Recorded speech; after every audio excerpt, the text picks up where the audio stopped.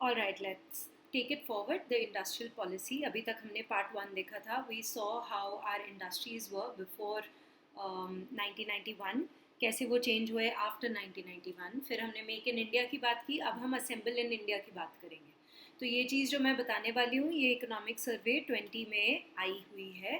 तो पहली बात तो हम हमेशा मेक इन इंडिया की बात कर रहे हैं, पर अब हम असेंबल इन इंडिया की बात भी शुरू कर रहे हैं। अगर मेक इन इंडिया की बात करें तो we are very good with our textile industry, clothing, footwear, toys, जहाँ पे हम ट्रेडिशनल अनस्किल्ड लेबरर्स को यूज़ करते हैं और फिर हम ये सारे के सारे गुड्स बनाते हैं और फिर उसको अपने देश में भी बेचते हैं, देश के बाहर भी बेचने की कोशिश करते हैं। अब हम बात कर रहे हैं असेंबलिंग इन इंडिया कि मतलब प्रोडक्ट की डिज़ाइनिंग कहीं और पे हुई और वो प्रोडक्ट शायद मैन्युफैक्चर भी कहीं कहीं किन्हीं किन्हीं जगहों पे हुआ, लेकिन इस चीज़ को असेंबल पूरा पैकेजिंग हमने इंडिया में किया। So products like Adidas, Apple, Sony, Samsung etcetera, जहाँ पे हम सेमी स्किल्ड लेबरर्स को यूज़ करके असेंबल करेंगे इंडिया में। अब इस चीज़ के बारे में बात क्यों चली है? इस चीज़ के बारे में बात ऑब्वियसली इसलिए चली है क्योंकि चाइना और इंडिया के मॉडल को कंपेयर किया गया है और ये देखा गया है कि चाइना असेंबल करता है बहुत सारे प्रोडक्ट्स को अपने देश में, जिसकी वजह से कहीं ना कहीं उसकी जीडीपी, उसका ट्रेड, उसका शेयर इन वर्ल्ड ट्रेड, उसके देश में जॉब्स, एम्प्लॉयमेंट काफ़ी बढ़ चुकी है। सो ऐसे प्रोडक्ट्स को इकोनॉमिक सर्वे ने नेटवर्क प्रोडक्ट बोला है। अब ये नेटवर्क प्रोडक्ट कौन सा प्रोडक्ट है? जो सिर्फ एक ही जगह नहीं बनता, वो पूरे के पूरे विश्व भर में कहीं ना कहीं उसके रॉ मटेरियल्स बन रहे होते हैं और फिर उन सबको असेंबल एक जगह किया जाता है, पैकेज किया जाता है, फिर उसको बेचा जाता है। तो the production happens across the global value chain. Global, पूरे के पूरे विश्व भर में कोई कोई कंट्रीज अपना अपना वैल्यू एडिशन कर रही हैं, एक चेन बना रही हैं और फिर जाके ये कहीं पे पैकेज हो रहा है और फिर बिक रहा है। So the production happens across the global value chain operated by various multinational corporations. Yes, so इसके product is designed usually in a rich country and then product is assembled or manufactured in a low wage country, जहाँ skill development, जहाँ skill की ज़रूरत है, जहाँ पे designing की बात चल रही है तो वो रिच कंट्री में।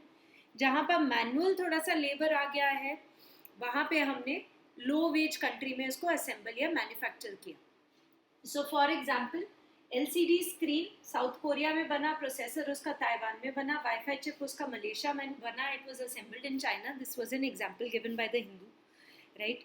तो ये एक एग्जाम्पल हो गया ऑफ नेटवर्क प्रोडक्ट्स। अब अगर इंडिया नेटवर्क प्रोडक्ट्स में काम करने लग जाए तो what will be the positive for India? एक तो जॉब जनरेशन होगी, एक हमारा share in the world export will increase. Again this is also mention in the economic survey कि अगर हमने ये काम करना शुरू किया, अगर हम नेटवर्क प्रोडक्ट्स में डील करना शुरू करते हैं तो हमारे देश में jobs will increase by 2025 to 4 crore and by 2030 to 8 crore, and हमारा share in the world export will become 3.5% to 2025 तक and 6% by 2030. So it will be very nice for us if we start assembling also in India. Like I said, the economic survey, इसने कहा India has experience in network products in automobile sectors. ठीक है, और India के पास क्या क्या अच्छी चीज़ें हैं? पहली बात तो इसके पास यूथफुल पॉपुलेशन है, बहुत ज़्यादा यूथफुल पॉपुलेशन होएगी तो लेबर बहुत ज़्यादा मिलेगा और लो वेजेस पे आप आ सकते हो। जो यूनाइटेड स्टेट्स और यूरोपियन यूनियन की प्रोटेक्शनिज्म है, जो उन्होंने ट्रेड बैरियर्स वगैरह लगाए हैं, उसकी वजह से चाइना की चीज़ें इतनी ज़्यादा बिक नहीं रही हैं, जिसकी वजह से companies are shifting from China and we would like that those companies come to India, for which India has to do a lot of reforms for ease of doing business, है ना? Reforms in taxation system and FDI and skill and training, जो कि हम कर भी रहे हैं। हमने बजट में भी देखा है कि कैसे टैक्सेशन सिस्टम्स में काफ़ी बदलाव आया है, स्पेशली कॉर्पोरेट टैक्सेस में, एफडीआई की लिमिट्स में भी। अब इंडस्ट्रियल पॉलिसी में आगे चलते हैं मैन्युफैक्चरिंग में। मैन्युफैक्चरिंग में स्टार्टअप इंडिया, जो कि एक प्रोग्राम है जो काफ़ी देर से चला है, इसमें एक 2019 में ये चेंज आया है कि पहले 7 साल तक बोलते थे एक स्टार्टअप होता है, अभी 2019 में बोला गया कि अप टू 10 इयर्स भी हम उसको स्टार्टअप बोलेंगे। 3 इयर्स की एग्जेम्पशन मिलेगी फ्रॉम इनकम टैक्स और कॉर्पोरेशन टैक्स, इसको टैक्स हॉलीडे बोलते हैं। 100% एग्जेम्पशन दी है बजट 2020 ने। Self certification is permitted with respect to employees provident fund organization and employee state insurance corporation, self certification करके हम वो प्रोविडेंट फंड का भी पार्ट बन सकते हैं और इंश्योरेंस का भी पार्ट बन सकते हैं. Relax norms with respect to public procurement. जब सरकार कोई चीज़ों के लिए प्रोक्योर करती है कोई सामान, तो जिन जिन कंपनीज के साथ सरकार डील करती है उसकी एक एनुअल टर्नओवर, उनका प्रॉफिट वगैरह डिफाइन करती है. ये एनुअल टर्नओवर और प्रॉफिट वगैरह जब स्टार्टअप से हम प्रोक्योर कर रहे हैं सरकार, तो उसको थोड़ा सा रिलैक्स कर देते हैं.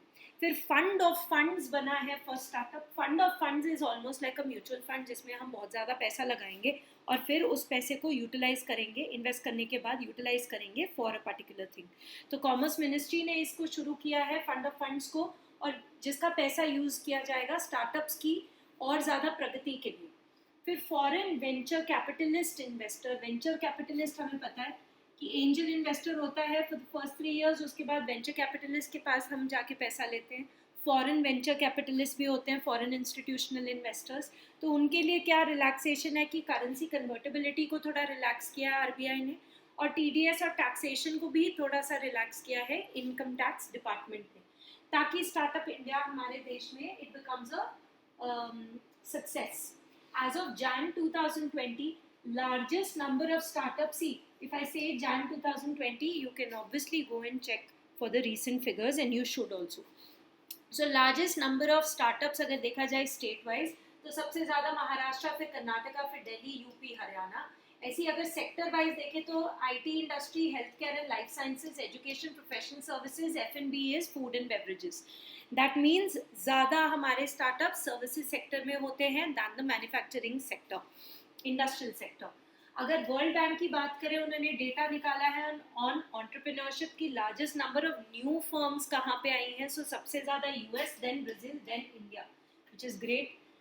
फिर इकोनॉमिक सर्वे 20, ये सब इकोनॉमिक सर्वे का ही डेटा है. इकोनॉमिक सर्वे 20 ने ये भी बोला है कि अगर 10% इंक्रीज हुआ in new firms in a district, एक डिस्ट्रिक्ट में अगर 10% भी न्यू फर्म्स बनती हैं, तो उससे उस डिस्ट्रिक्ट का GDP, gross district domestic product, will increase by 1.8%. मतलब हमारा पूरा इकोनॉमिक सर्वे वेल्थ क्रिएशन की बात कर रहा था. So it is important. Entrepreneurship is important for wealth creation. And we spoke about gross domestic product. Here we are talking about gross domestic district product. तो एक डिस्ट्रिक्ट में अगर थोड़ी सी 10% भी entrepreneurship में इंक्रीज आता है, तो it will increase the gross district domestic product, because of which there will be wealth creation at the grass root level. लेकिन स्टार्टअप्स के लिए क्या मतलब, क्या डीमेरिट्स है इंडिया में, कि इंडिया को क्या क्या चेंज करना पड़ेगा. तो पहली बात तो उसको लिटरेसी रेट को इंक्रीज करना पड़ेगा, साथ ही साथ स्किल डेवलपमेंट भी इंक्रीज करनी पड़ेगी, बेटर लेबर लॉज होने चाहिए और बेटर इंफ्रास्ट्रक्चर होना चाहिए. तभी जाके हर एक डिस्ट्रिक्ट में भी हम एंटरप्रेन्योरशिप के लेवल को इंक्रीज करने की कोशिश कर सकते हैं. फिर नेशनल पॉलिसी ऑन इलेक्ट्रॉनिक्स, ये भी मैन्युफैक्चरिंग के अंदर आ गया नेटवर्क प्रोडक्ट के बाद. 2019 में जो हुआ है ministry of electronics and information technology के द्वारा. क्या बोलेंगे ये नेशनल पॉलिसी फॉर इलेक्ट्रॉनिक्स, कहीं ना कहीं किसी ना किसी तरीके से हमारे देश में इलेक्ट्रॉनिक्स की मैन्युफैक्चरिंग को और इंक्रीज हम करें. कैसे करें ताकि इंडिया एक ग्लोबल हब बन जाए. इसके लिए इंडिया को क्या करना पड़ेगा, अगेन टैक्स बेनिफिट्स देने पड़ेंगे, सब्सिडीज इंक्रीज करनी पड़ेगी, incentive for R&D and innovation, research and development and innovation, skill development increase करना पड़ेगा, internet of things, machine learning, artificial intelligence, इस सब के बारे में लोगों को ग्रास रूट लेवल पे जाके अगर आप इंफॉर्मेशन दोगे तो ही वो जाके ये एंटरप्रेन्योरशिप कर पाएंगे. अच्छा, इसमें एक और चीज़ है कि सरकार ने एक सॉवरेन पेटेंट फंड बनाया है. इससे क्या करेगी सरकार, इसमें कुछ पैसा डालेगी, ये पैसे को यूज़ करके इनोवेटिंग कंपनीज, जो महंगी महंगी बहुत ही रिच इनोवेटिंग कंपनीज हैं, उनसे वो उनका पेटेंट खरीदेंगे पैसा देके. फिर ये जो पेटेंट है फिर ये दिया जाएगा MSME सेक्टर को, माइक्रो स्मॉल मीडियम एंटरप्राइजेस को, और ये पेटेंट को यूज़ करके MSME सेक्टर इलेक्ट्रॉनिक मैन्युफैक्चरिंग कर सकते हैं. अगर स्ट्रेट अवे अगर हम बोलते कि ये इनोवेटर कंपनीज अपने आप ही ये पेटेंट MSME सेक्टर को देती, तो MSME सेक्टर को बहुत ज़्यादा रॉयल्टी देनी पड़ती इन इनोवेटर कंपनीज को. इसलिए बीच में सरकार आ गई. This is a good government intervention so that electronic manufacturing increases in our country. Network product की जो बात हो रही है वो इलेक्ट्रॉनिक या अदरवाइज गुड्स की असेंबली की बात हो रही है. Here they are talking about electronic की मैन्युफैक्चरिंग.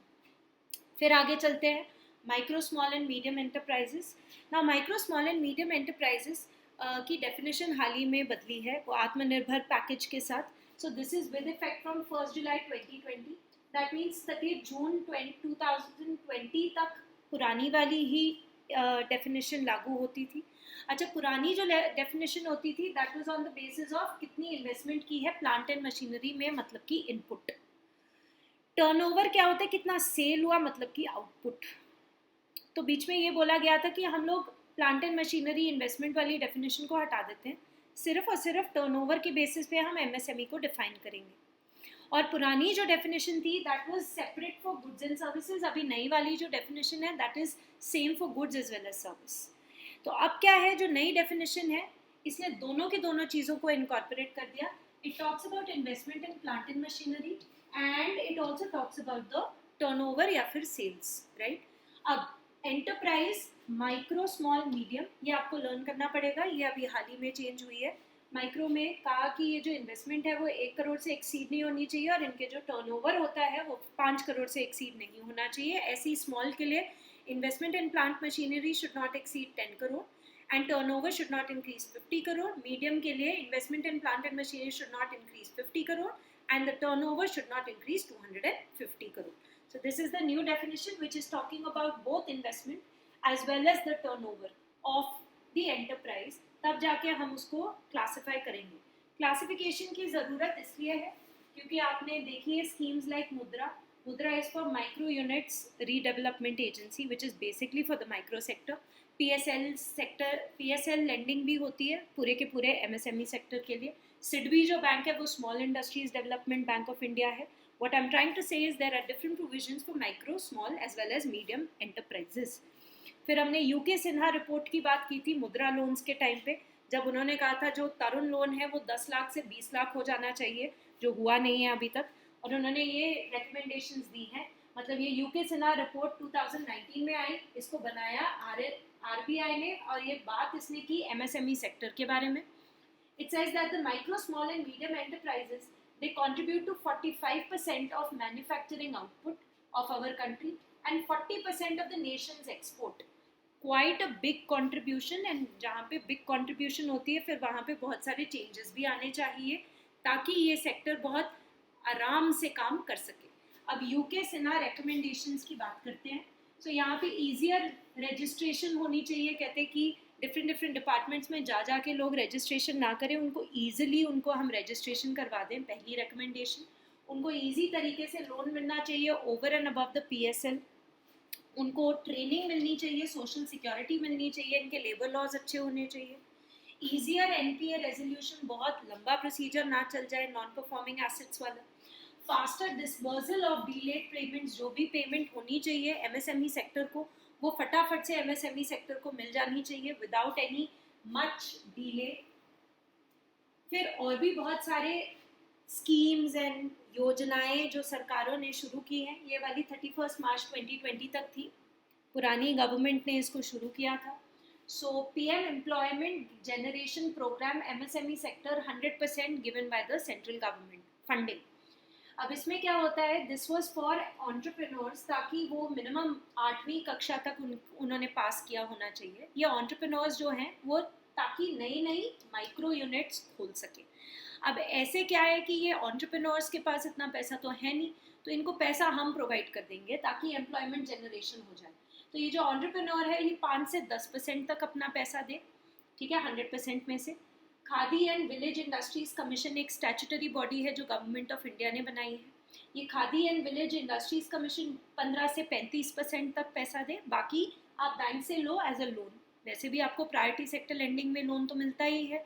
इसको क्रेडिट लिंक्ड सब्सिडी प्रोग्राम बोलते थे. और ये परसेंटेजेस डिफरेंट होती है ऑन द बेसिस ऑफ कि ये जो माइक्रो यूनिट है ये रूरल सेक्टर में है कि अर्बन सेक्टर में है. इसको एक महिला शुरू कर रही है, SC ST OBC कैटेगरी से कोई शुरू कर रहा है, कोई आदमी शुरू कर रहा है जनरल कैटेगरी वाला, उस बेसिस पे ये परसेंटेजेस डिफर करेंगी. अच्छा, अब आया एक और aspire. Aspire is a scheme for promoting innovation of rural industry and entrepreneurship, again this is by the MSME sector. 100 का 100% सेंट्रल गवर्नमेंट ने पैसा दिया है। ये पैसा यूज करेंगे to increase the rural entrepreneurship, ताकि कोई स्टार्टअप फंड्स बने, ताकि एग्रो बेस्ड इंडस्ट्रीज में भी स्टार्टअप्स आए, नई नई फर्म्स आए। तो ये हो गई 2 और स्कीम्स। और आगे चलते हैं, थोड़ी और स्कीम्स के बारे में बात करते हैं। फिर एक सोलर चरखा मिशन 2018। सोलर चरखा, सोलर एनर्जी को यूज करके वीवर्स वीव कर सकते हैं। ये भी एमएसएमई मिनिस्ट्री ने किया। 100 का 100% केंद्रीय सरकार पैसा देगी। यही खादी विलेज कमीशन जो अभी हमने बात की थी, उसको सेटअप करना था। ये सोलर चरखे क्लस्टर्स इन रूरल एरियाज, तो बहुत सारी जगह के लिए ये आपने क्लस्टर बना दिया जहाँ पे लोग आके इसको यूज कर सकते हैं। सो ट्रेनिंग भी प्रोवाइड होएगी, सब्सिडी भी प्रोवाइड होएगी, इंटरेस्ट सबवेंशन भी प्रोवाइड होएगा। ये सोलर चरखे को जब खरीदोगे, अगर लोन लोगे तो इंटरेस्ट कम होगा उस पर, और सब्सिडी भी होएगी। आपको ट्रेनिंग भी मिलेगी कि कैसे ये सोलर चरखा आपने यूज़ करना है।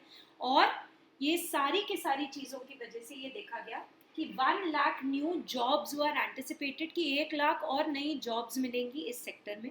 And if you are using the solar energy तो साथ ही साथ ये एनवायरमेंटल फ्रेंडली भी माना जाएगा।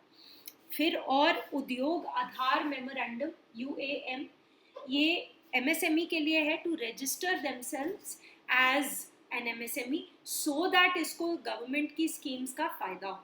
तो एक MSME को ये ऑनलाइन पोर्टल है, अपना आधार कार्ड दिखा दो आप, एंटरप्रेन्योर्स दिखा दें, और उस आधार कार्ड के वजह से इनको एक यूनिक नंबर मिल जाएगा, इनका उद्योग आधार मेमोरेंडम, जिसको यूज़ करके ये डिफरेंट गवर्नमेंट स्कीम्स का लाभ उठा सकते हैं। फिर उद्यमी मित्र योजना, ये टोल फ्री नंबर है, हेल्पलाइन नंबर है फॉर एंटरप्रेन्योर्स जो फर्स्ट जनरेशन एंटरप्रेन्योर्स है। What is first generation entrepreneurs? कि मेरे पापा या मेरे दादा या परदादा नहीं ये काम करते थे, मैंने पहली बार ये काम करना शुरू किया है और मुझे कोई आइडिया नहीं है, और या फिर मेरे को छोटे छोटे प्रश्न हैं, तो इसीलिए मैं ये टोल फ्री हेल्पलाइन नंबर को यूज़ करके एंटरप्रेन्योरशिप भी कर सकती हूँ, MSME सेक्टर में योगदान भी दे सकती हूँ, और अपनी खुद की एम्प्लॉयमेंट जनरेशन भी कर सकती हूँ। गुड्स एंड सर्विसेज प्रोड्यूस करूँगी जिसकी वजह से लोग खरीदेंगे, मुझे भी पैसा मिलेगा, मैं भी GDP में कंट्रीब्यूट करूँगी, लोग भी करेंगे। फिर है India inclusive innovation fund. India inclusive innovation fund, ये सब MSME मिनिस्ट्री, 100 का 100% केंद्रीय सरकार, ये प्रमोट करता है ग्रास रूट इनोवेशन को। फिर MSME मिनिस्ट्री ने पब्लिक प्रोक्योरमेंट ऑर्डर भी बनाया। पुराना ऑर्डर है पर बहुत बढ़िया चीज़ है। कहते जब भी सरकार को कोई गुड्स और सर्विसेज प्रोक्योर करनी है तो उसका एटलीस्ट 25% जो है वो एक MSME सेक्टर से लेकर आइए, ठीक है। और इस 25% में से 3% होना चाहिए ऐसे MSME एंटरप्राइजेस से जो कि is owned bye a woman, and इस 25% का 4% ऐसे फर्म से आपको लेकर आना चाहिए जो कि is owned by any SC ST, so marginalise section को भी यहाँ पे देखा गया है। फिर गवर्नमेंट मार्केट पोर्टल, जिसको GEM भी बोलते हैं, ये एक ऑनलाइन पोर्टल है जिससे सरकार प्रोक्योर कर सकती है गुड्स एंड सर्विसेज। सरकार मतलब कि centre, state, urban local bodies, Panchayati Raj institution, public sector enterprises, undertakings, ये सारे के सारे प्रोक्योर कर सकते हैं गुड्स एंड सर्विसेज को online from registered verified sellers. जिनको वेरीफाई कौन करेगा? जिनको वेरीफाई किया जाएगा through many grounds by the commerce ministry. अब ये वेरीफाइड सेलर्स यहाँ पे आ गए, जिसमें से 25% आप MSME सेक्टर से लेकर आ सकते हो। तो ये ऑनलाइन पोर्टल बाकी और सारे कुछ तो ईजी बना देता है सिस्टम को, वो तो ठीक है। सबसे इम्पॉर्टेंट चीज़ जो ये करता है is that it promotes transparency. आपका होमवर्क है, स्वयात स्कीम के बारे में आप देखेंगे। ये भी एक गवर्नमेंट इलेक्ट्रॉनिक मार्केट प्लेस है। कौन यूज़ करता है, किस चीज़ के लिए यूज़ करता है, this is what you have to see. Well, that is all for this lecture. Thank you very much and keep asking your questions. I will see you soon.